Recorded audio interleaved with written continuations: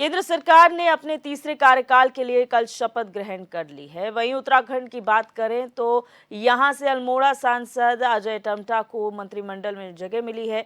टम्टा के मंत्रिमंडल में आने से उत्तराखंड के विकास को क्या गति मिलेगी? पीएम मोदी के उत्तराखंड को लेकर क्या विजन है? राज्य में बद्रीनाथ और मंगलौर विधानसभा उपचुनाव में बीजेपी की क्या तैयारी है? साथ ही बीजेपी के निकाय चुनावों को लेकर क्या तैयारी है? इन तमाम मुद्दों को लेकर HNN 24/7 ने खास बातचीत की बीजेपी विधायक विनोद चमोली से।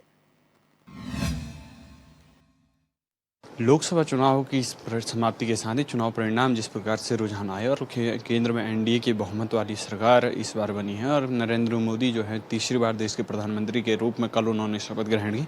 उत्तराखंड वहीं के मंत्रिमंडल की मैं बात करूं तो उत्तराखंड से एक मंत्री राज्य मंत्री का रूप में अल्मोड़ा सांसद अजय टम्टा जी को इस बार मौका मिला है और उनके मंत्रिमंडल में शामिल होने से भाजपा में किस प्रकार का माहौल है उसको लेकर आज हम बात करेंगे धर्मपुर विधायक विनोद चमोली जी से। सर, मंत्रिमंडल में जो है उत्तराखंड का प्रतिनिधित्व हुआ है 5 सीटें, क्योंकि भाजपा लगातार 3 बार से भाजपा की झोली में जनता डालती आई है।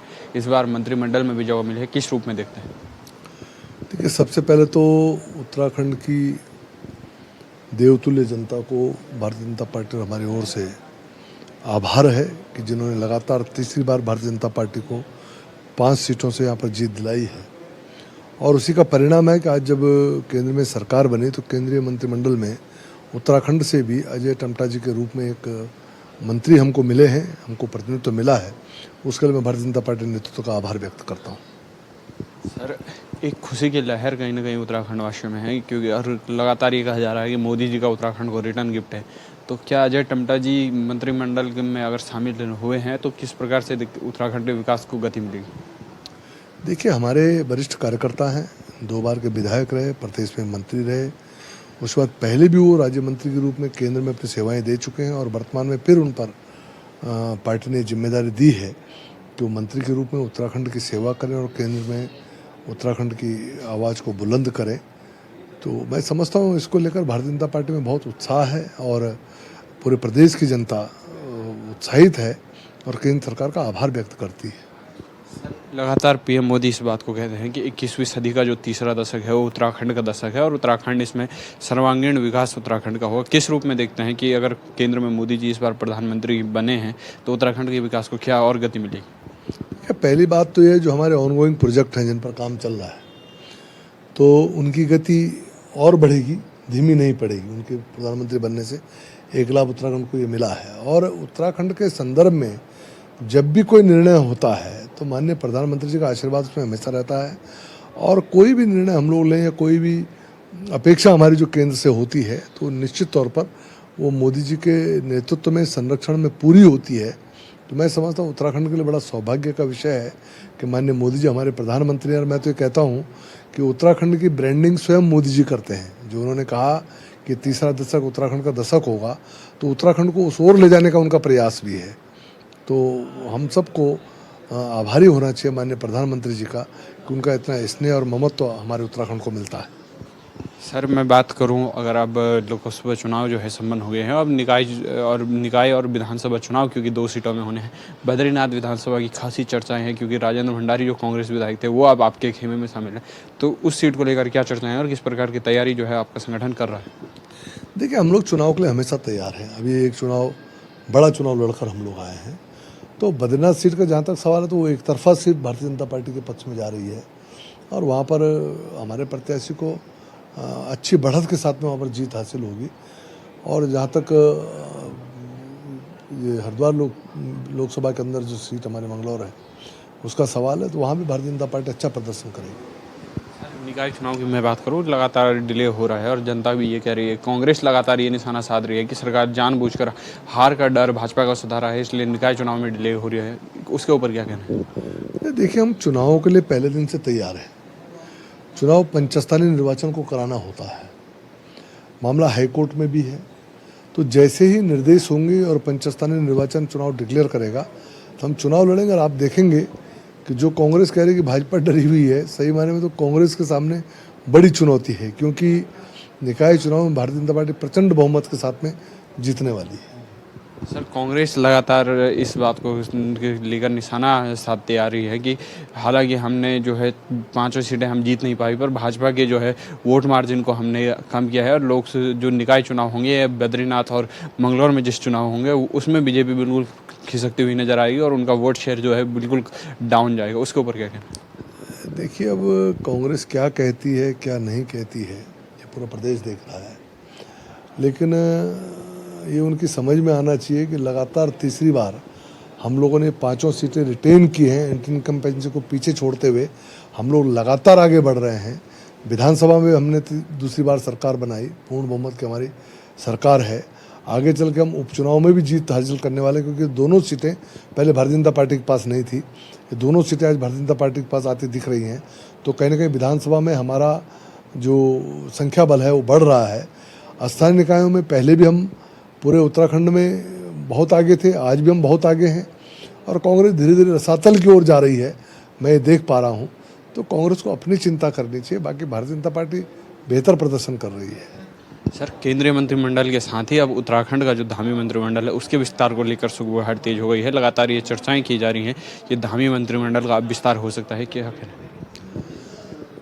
बहुत समय से लंबित है, समय समय पर चर्चाएं रहती हैं, लेकिन जैसे ही केंद्रीय नेतृत्व चाहेगा और प्रदेश का नेतृत्व और खासकर मुख्यमंत्री चाहेंगे तो यहाँ भी संभव हो सकता है। सर क्या विनोद चमोली इस बार उत्तराखंड में कैबिनेट मंत्री के रूप में दिख सकते हैं? नहीं, देखिए, विधायकों में से बनना होता है, लेकिन ये तो पार्टी नेतृत्व तय करता है कि किसकी क्या जिम्मेदारी तय होनी है। जो जिम्मेदारी पार्टी देगी उसको बखूबी निभाएंगे। सर चार धाम यात्रा क्योंकि एक अहम पहलू है, चुनाव का जो पूरा माहौल रहा है उसमें चार धाम यात्रा कहीं ना कहीं छूटती हुई नजर आई है। चार धाम यात्रा की मैं आंकड़ों की बात करूँ तो 100 लोगों की अभी तक मृत्यु हो चुकी है, उसको किस रूप में देखते हैं? देखिए, धामी जी की बड़ी संवेदनशील सरकार चल रही है। आपने देखा कि धामी जी इस पूरे चुनावी व्यस्तता के बावजूद जगह जगह जाकर उन लोगों से संपर्क किया और चुनाव यात्रा को व्यवस्थित करने का काम किया है। यात्रा ठीक प्रकार चल रही है। हाँ, ये ज़रूर है कि कुछ लोगों की मृत्यु की सूचनाएं आई हैं, जो बड़ा दुखद है, पहले भी रहा है, लेकिन जो लोग स्वास्थ्य की दृष्टि से फिट नहीं हैं उनको कायदे से यात्रा अवॉइड करनी चाहिए, मेरा ऐसा मानना है। क्योंकि थकाऊ यात्रा है, लंबी यात्रा है, मौसम में बड़ी विपरीत परिस्थितियों में यहाँ पर रहता है, कभी भी मौसम बिगड़ जाता है। तो ये सारी चीज़ें कई बार व्यक्ति का शरीर जो है इसको फेस नहीं कर पाता है या उसके लिए उपयुक्त फिट नहीं होता है, तो उसके बाद इस तरह की घटनाएं होती हैं। तो आम आदमी को भी चाहिए कि स्वास्थ्य परीक्षण कराने के बाद और अपने आप को ठीक प्रकार से अगर महसूस करता है तो ही यात्रा पर निकलना चाहिए। उसके कारण इस प्रकार की घटनाएं सामने आती हैं जो बड़ी दुखद है। चलते चलते अंतिम सवाल आपसे, क्योंकि चार धाम यात्रा अपने चरम पर है और अब मानसून की जो मैं बात करूँ तो मौसम विभाग ने 25 जून से जो है उत्तराखंड में मानसून के दस्तक देने की संभावना बताई है और इस बार अतिवृष्टि की जो है संभावना उत्तराखंड में जताई है, क्योंकि विषम भौगोलिक परिस्थितियाँ भी राज्य की हैं। चार धाम यात्रा भी अपने चरम पर होगी, आपदा आने का भय हर साल बना रहता है, उसको लेकर किस प्रकार की तैयारी है, क्या रोड मैप है और किस प्रकार से है या आपदा से निपटने के लिए और चार धाम यात्रा को सुचारू करने के लिए क्या रोड मैप सरकार का बना हुआ है? देखिए, मेरा शुरू से मानना रहा है, चाहे वो यात्रा हो, चाहे आपदा हो, चाहे वनाग्नि हो, 3 ऐसे सब्जेक्ट हैं जो हमारे यहाँ हर साल जो होना ही होना है। तो उसके लिए हमको हमेशा तैयार रहने की आवश्यकता है, लगातार काम करने की आवश्यकता है। आपदा को लेकर भी पिछले दिनों हमने बहुत बेहतर काम किया, आगे भी हम लोग पूरी तरह सजग हैं कि अगर ऐसी कोई परिस्थितियाँ बनती हैं तो उसके लिए हम लोग और जो भी हमारा सिस्टम है वो मुस्तैद रहे और लोगों को समय से राहत मिल पाए, उसका हम लोग प्रयास करेंगे। तो आज हमने बात की कि भाजपा विधायक विनोद चमोली जी से, चाहे केंद्रीय मंत्रिमंडल के विस्तार की चर्चा हो, चाहे धामी मंत्रिमंडल के विस्तार की चर्चा हो, राज्य में निकाय चुनाव हो या उपचुनाव हो, साथ ही चार धाम यात्रा को किस प्रकार से रोड मैप सरकार तैयार करी है, उन तमाम विषयों को लेकर आज हमने चर्चा की भाजपा विधायक विनोद चमोली जी से। HNN के लिए देहरादून से अपने सहयोगी वीडियो जर्नलिस्ट अन्वेष सजवाण के साथ में। हरिद्वार लोकसभा सीट से कांग्रेस प्रत्याशी रहे वीरेंद्र रावत अपनी चुनावी हार के लिए भाग्य को दोष दे रहे हैं। हरिद्वार प्रेस क्लब में मीडिया से रूबरू होते हुए वीरेंद्र रावत ने कहा कि उन्होंने और कांग्रेस कार्यकर्ताओं ने चुनाव के दौरान बहुत मेहनत की थी, लेकिन दुर्भाग्य से चुनाव नहीं जीत सके। वीरेंद्र रावत ने कहा कि वो अगले 5 सालों तक जनता के बीच रहकर जनसेवा करेंगे, साथ ही आने वाले निकाय चुनाव में भी पार्टी संगठन के लिए काम करेंगे।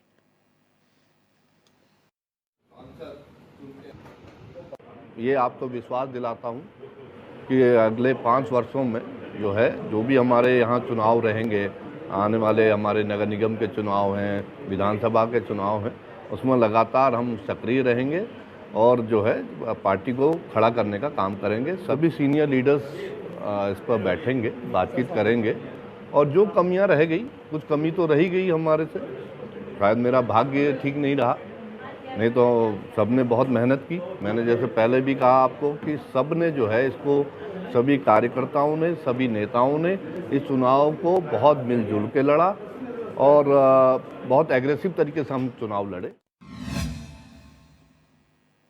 बढ़ते आगे, देहरादून स्मार्ट सिटी प्रोजेक्ट की बात सरकार लगातार करती है। ऐसे में स्मार्ट सिटी का 90% क्षेत्र राजपुर रोड विधानसभा के अंतर्गत आता है।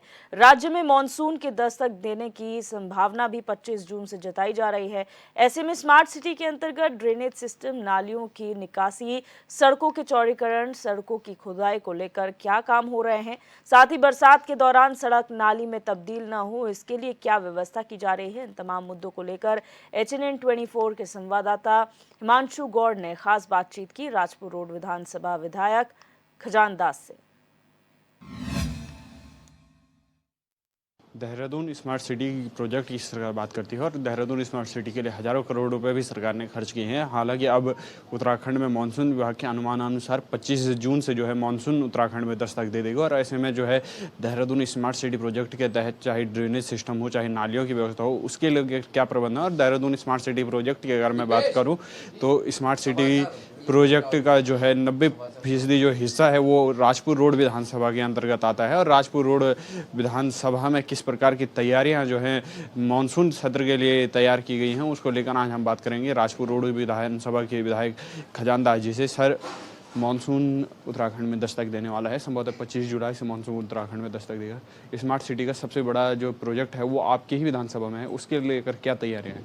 देखिए, आज ही तैयारियों को लेकर के स्मार्ट सिटी, लोक निर्माण विभाग और जल संस्थान, जल निगम और नगर निगम और अन्य अधिकारियों के साथ एक बहुत ही महत्वपूर्ण बैठक हुई और मौसम विभाग को देखते हुए, जैसे मौसम विभाग ने कहा है कि अतिवृष्टि भी हो सकती है क्योंकि बारिश बहुत तेज़ होगी और जब बारिश तेज़ होगी तो देहरादून में जल भराव की आशंका रहती है। इसको लेकर के आज ही बैठक की है, बहुत बड़ी बैठक थी और उसमें दिशा निर्देश दिए गए हैं कि जहां पर हमारे नाले चौक हैं उसको खुलवाया जाए और एक नाला अभी बनने को बाकी है जो कि बहुत ही ज़रूरी भी है, दशनाला चौराहे से लेकर के और प्रिंस चौक होते हुए सहारनपुर चौक तक उस नाले का निर्माण होना है। किंतु उससे पहले नाले का निर्माण इतना जल्दी तो नहीं हो सकता, किंतु तब तक व्यवस्थित व्यवस्था की जाए और वहाँ पे जो नालियाँ बंद पड़ी हैं उनको खोला जाए। सर, ड्रेनेज सिस्टम एक बहुत बड़ी समस्या हर बार देहरादून में बनकर आता है। जो सड़कें हैं वो अमूमन नदियों में तब्दील हो जाए, जल भराव एक बहुत विकट समस्या देहरादून के लिए है, उसको निवारण के लिए क्या इस बार कार्रवाई है और क्या प्लानिंग है? देखिए, अभी एक 34 करोड़ रुपए का बजट बना करके भेजा है शासन को और मुझे लगता है कि इसी माह के अंतराल में उसकी स्वीकृति होगी जो सिंचाई विभाग ने नाले के निर्माण हेतु बनाया है और मुझे लगता है कि फिर जैसे ही स्वीकृति मिलती है तो जो रह गया है कुछ हिस्सा, उस हिस्से को हम बना लेंगे और फिर ड्रेनेज सिस्टम हमारा ठीक होगा, फिर पानी भराव नहीं हो सकता। अमूमन जो नालियाँ बनने से जो सड़कों में जाम की समस्या होती है और सड़कें, कई सड़क वो खुदी हुई है, उसके लिए क्या तैयारियां हैं और किस प्रकार की कार्रवाई की जा रही है? देखिए, सड़क खुदना कभी कभी पानी की लाइन भी ज़मीन से गुजरती है और जैसा अब विचार बन रहा है कि विद्युत लाइन भी ज़मीन से ही जाएगी, इसलिए कभी कभी लाइन को चौक होना, कभी खोदना भी पड़ता है किंतु ऐसा नहीं है, मेरी विधानसभा में अभी इस तरह का कोई ऐसा कार्य नहीं है कि जो सड़कें खोदी गई और जिसमें काम न हुआ हो। काम चल रहा है। कहीं कहीं पर जिस प्रकार से कभी पेयजल की समस्या उत्पन्न होती है तो वहाँ पर सड़कें खुदती भी है और बनती भी है। तो ऐसा नहीं है कि कहीं पे सड़क खोदी और वो पड़ी हुई है ऐसी।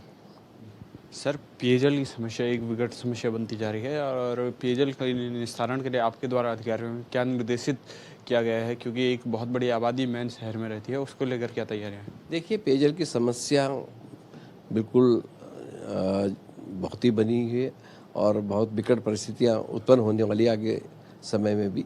और अभी पानी के स्रोत जो है, हमारी जो बादल नदी से पानी आता था, स्रोत आधा रह गया है, सूख रहा है पानी और पानी का स्तर बहुत डाउन हो रहा है, नीचे जा रहा है।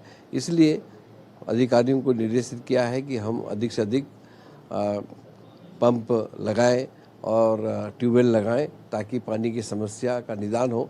और अभी ऐसी कोई समस्या नहीं है। अभी पानी स्मार्ट सिटी के द्वारा भी बाकायदा जो है वहाँ पे ट्यूबवेल लगाए गए हैं और जल संस्थान के द्वारा भी लगाए गए हैं और अभी फ़िलहाल कोई ऐसी समस्या नहीं है।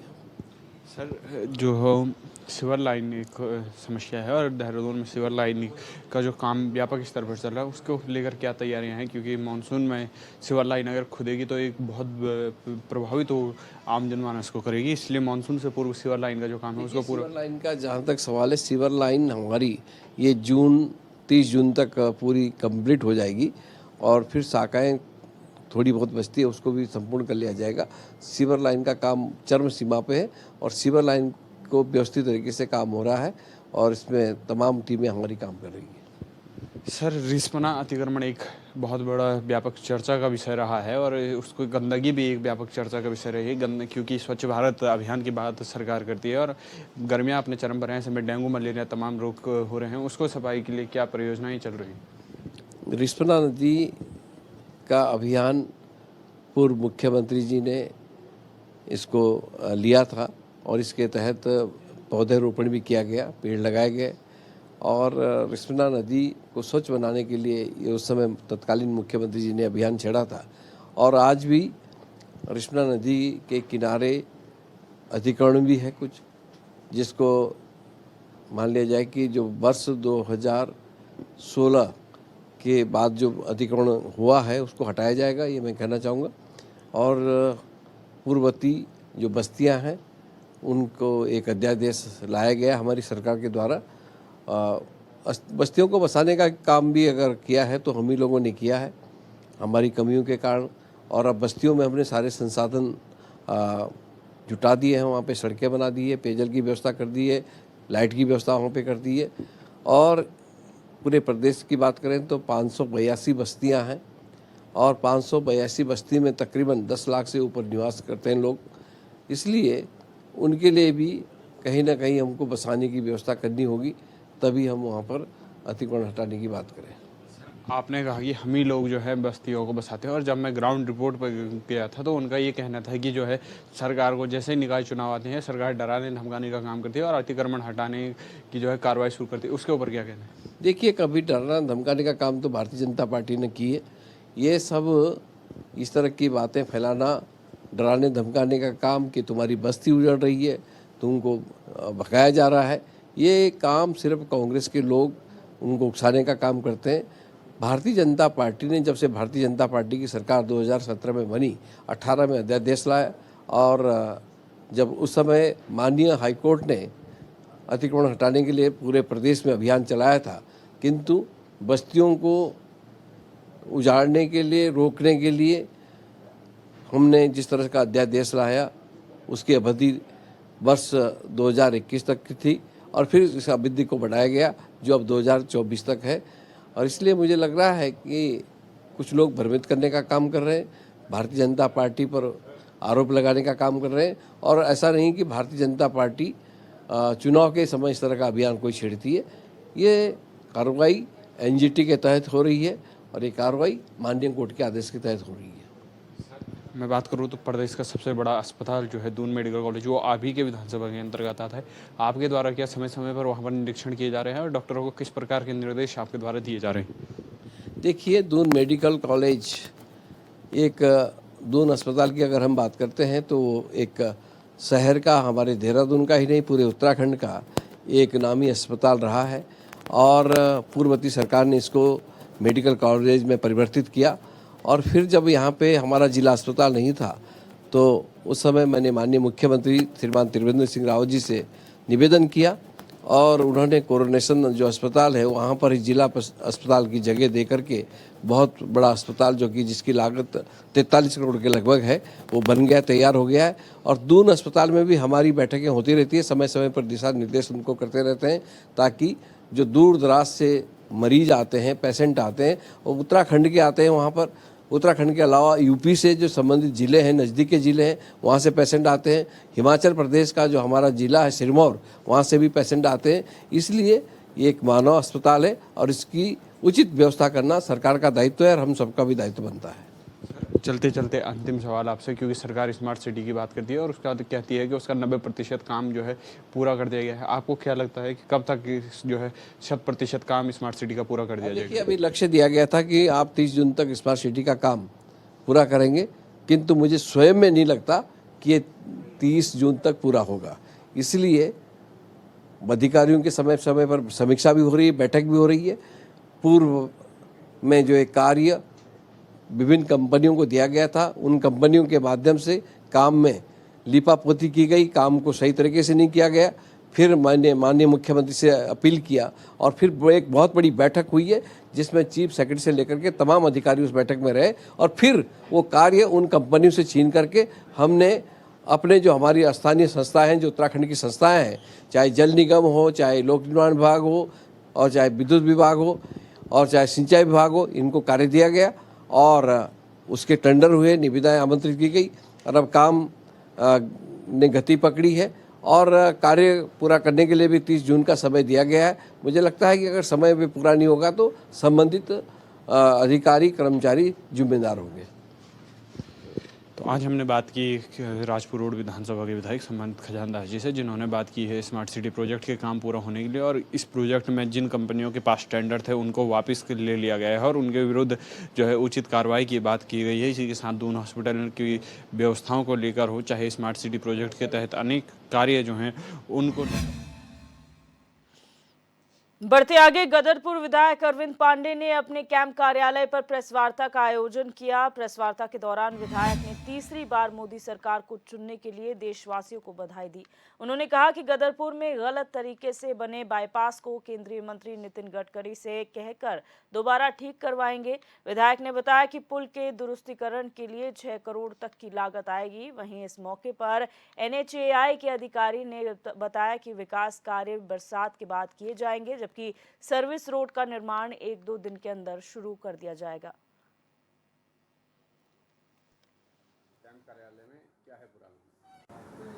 इन सब चीज़ों के लिए हमने सब जनप्रतिनिधियों ने अपने अपने स्तर पे मिलकर, चाहे कोई भी हो, हमारे सांसद महोदय हों, आप लोग हो, हम लोग भी हैं, सब लोगों ने मिलजुल कर अपने अपने माध्यम से जो आवाज़ उठाई और हमेशा पत्राचार हमने किया। नितिन गडकरी जी से भी मुलाकात हुई तो जंपिंग जोन की शिकायत जो हमने की थी कि गदरपुर बाईपास पे जो जंपिंग जोन बन गया है, इसकी वजह से बहुत दुर्घटनाएं हो रही हैं, कई लोगों की जान चली गई, बहुत अनगिनत एक्सीडेंट हो गए।